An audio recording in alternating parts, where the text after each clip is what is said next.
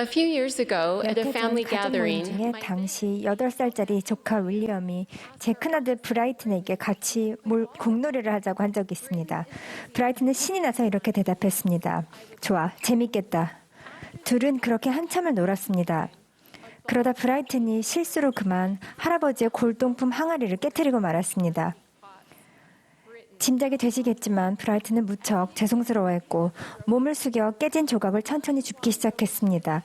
그러자 어린 윌리엄이 사촌형에게 다가가 등을 부드럽게 토닥이며 이렇게 위로했습니다. 형, 걱정 마. 나도 할아버지 할머니 댁에서 뭘 깬 적이 있었는데 할머니가 날 안아주시면서 괜찮아, 윌리엄. 넌 이제 5살이잖니? 라고 하셨거든.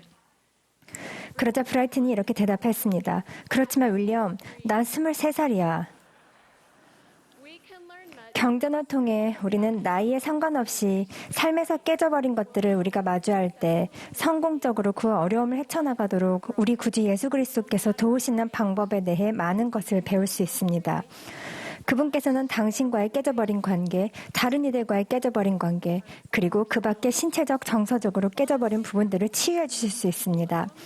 구주께서 성전에서 가르치실 때 서기와 바리새인들이 한 여성을 그분께로 끌고 왔습니다. 우리는 그 여성이 간음하다가 잡혔다는 것만 알 뿐 이야기의 전말을 알지는 못합니다. 대부분 경전에는 개인의 삶의 일부만이 나오는데 우리는 때로 그 부분만을 토대로 칭찬하거나 비난하는 경향이 있습니다. 어느 누구의 삶도 단 한 차례의 훌륭한 순간이나 단 한 번의 실망스러운 행동만으로 이해할 수는 없습니다. 이러한 경전기사의 목적은 그때나 지금이나 예수 그리스도께서 그 해답이 되신다는 것을 우리가 알도록 돕는 데 있습니다. 그분은 우리의 모든 이야기를, 우리의 고통과 역량, 약점을 정확하게 아십니다. 그리스도께서는 하나님의 이 소중한 딸에게 이렇게 말씀하셨습니다. 나도 너를 정죄하지 아니하노니 가서 다시는 죄를 범하지 말라. 가서 다시는 죄를 범하지 말라라는 말은 나아가서 변화하라 라는 의미이기도 합니다. 구주께서는 그 여성에게 회개하고 행동을 바꾸고 주변을 정리하고 스스로를 대하는 방법과 마음을 변화시키라고 권유하신 것입니다. 예수 그리스도 덕분에 나아가서 변화하겠다는 우리의 결심은 또한 우리가 나아가서 치유받을 수 있게 해줍니다. 그분은 우리 삶에 깨져버린 모든 것을 치유하시는 근원이시기 때문입니다. 크신 중보자이자 아버지 앞에서 우리 대언자가 되시는 그리스도께서는 깨져버린 관계, 특히 가장 중요한 관계인 우리와 하나님과의 관계를 성결하게 해주시고 회복해 주십니다. 조셉 스미스역 성경에는 그 여성이 실제로 구주의 권고를 따라 삶을 변화시켰음을 명확히 보여줍니다. 그리고 그 여인은 그 시각부터 하나님을 찬미하며 그분의 이름을 믿었더라. 회개하고 변화하기 위해서는 분명 엄청난 결단력과 겸손함, 그리고 주 예수 그리스도를 믿는 신앙이 필요했을 터인데 그 여성의 이름이나 그 일 이후 그녀의 정황을 알 수 없다는 것이 아쉽습니다.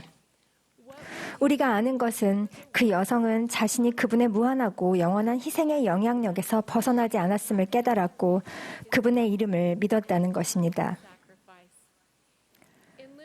누가복음 15장에는 두 아들을 둔 한 남성에 대한 비유가 나옵니다. 둘째 아들은 아버지에게 유산을 달라고 한 다음 먼 나라로 가서 방탕한 생활을 하며 가진 것을 탕진했었습니다. 둘째 아들이 가진 것을 다 없앤 후 그 나라에 크게 흉년이 들어 그가 비로소 궁핍한지라. 가서 그 나라 백성 중 한 사람에게 붙여 사니 그가 그를 들로 보내어 돼지를 치게 하였는데 그가 돼지 먹는 쥐염 열매로 배를 채우고자 하되 주는 자가 없는지라. 이에 스스로 돌이켜 이르되 내 아버지에게는 양식이 풍족한 품꾼이 얼마나 많은가. 나는 여기서 주려 죽는구나. 내가 일어나 아버지께 가서 이르기를 아버지, 내가 하늘과 아버지께 죄를 지었사오니 지금부터는 아버지의 아들이라 일컬음을 감당하지 못하겠나이다. 나를 품꾼의 하나로 보소서 하리라 하고 이에 일어나서 아버지께로 돌아가니라. 아직도 거리가 먼데 아버지가 그를 보고 측은히 여겨 달려가 목을 안고 입을 맞추니 저는 그 아버지가 아들에게 달려갔다는 점이 중요하다고 생각합니다. 아버지가 아들에게 받은 개인적인 상처는 분명 깊고도 극심했을 것입니다. 게다가 아들의 행동 때문에 아버지는 진심으로 수치심을 느꼈을지도 모릅니다. 그런 아버지가 아들이 스스로 와서 사과하기를 기다리지 않은 이유는 무엇이었을까요? 왜 이 아버지는 보상과 화해를 먼저 요구하지 않고 주저없이 용서와 사랑을 보였던 것일까요? 저는 이에 대해 자주 생각해 보았습니다. 주님께서는 다른 사람을 용서하는 것이 모두에게 적용되는 계명이라고 가르치십니다. 나 주는 내가 용서할 자를 용서하려니와 너희에게는 모든 사람을 용서할 것이 요구되느니라. 용서하는 데는 엄청난 용기와 겸손이 필요할 수 있습니다. 오랜 시간이 걸리는 경우도 있습니다. 용서하려면 주님을 믿는 신앙을 갖고 그분을 신뢰하는 한편 우리의 감정을 잘 다스려야 합니다. 바로 여기에서 우리가 지닌 선택 의지의 중요성과 힘이 나타납니다.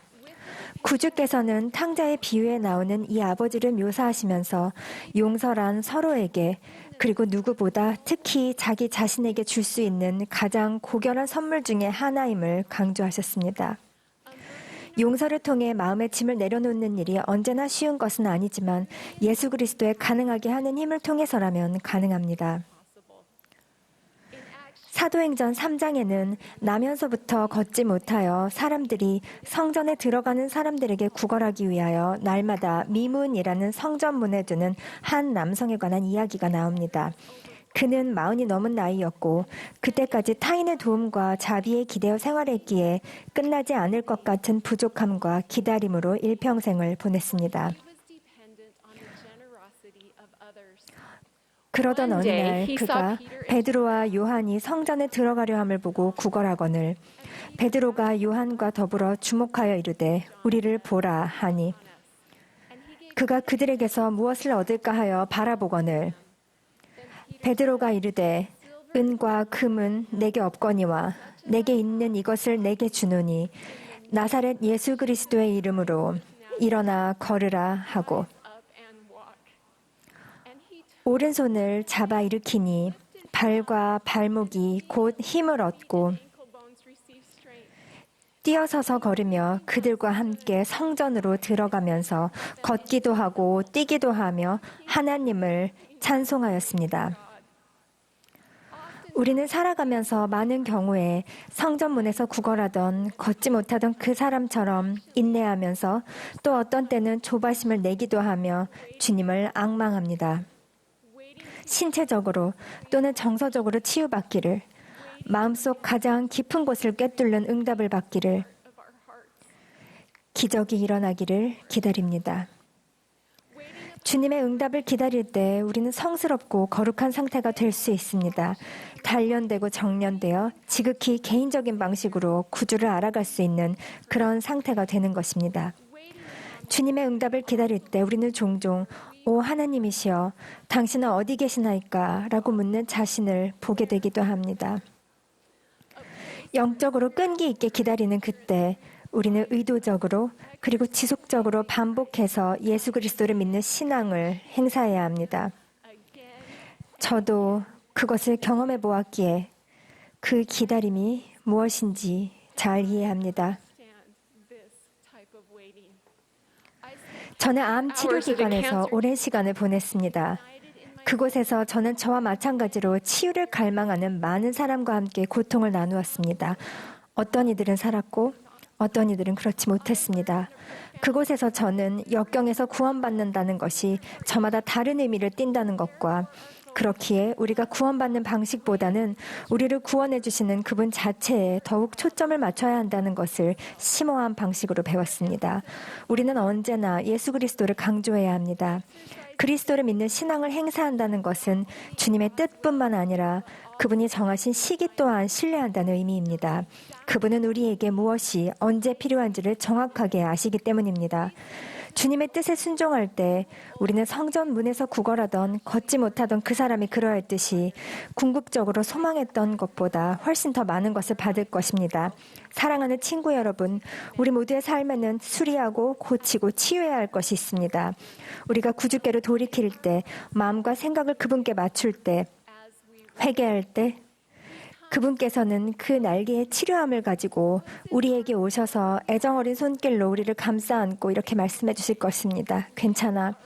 넌 이제 5살, 16살, 23살, 48살, 64살, 91살일 뿐이잖니. 우리는 함께 고칠 수 있단다. 여러분의 인생에서 깨져버린 것이 무엇이든 예수 그리스도의 치유하고 구속하고 가능하게 하는 권능으로 고치지 못할 것은 아무것도 없음을 간증합니다. 무엇이든 능히 치유하실 수 있는 그분 예수 그리스도의 성스럽고 거룩한 이름으로 말씀드립니다. 아멘.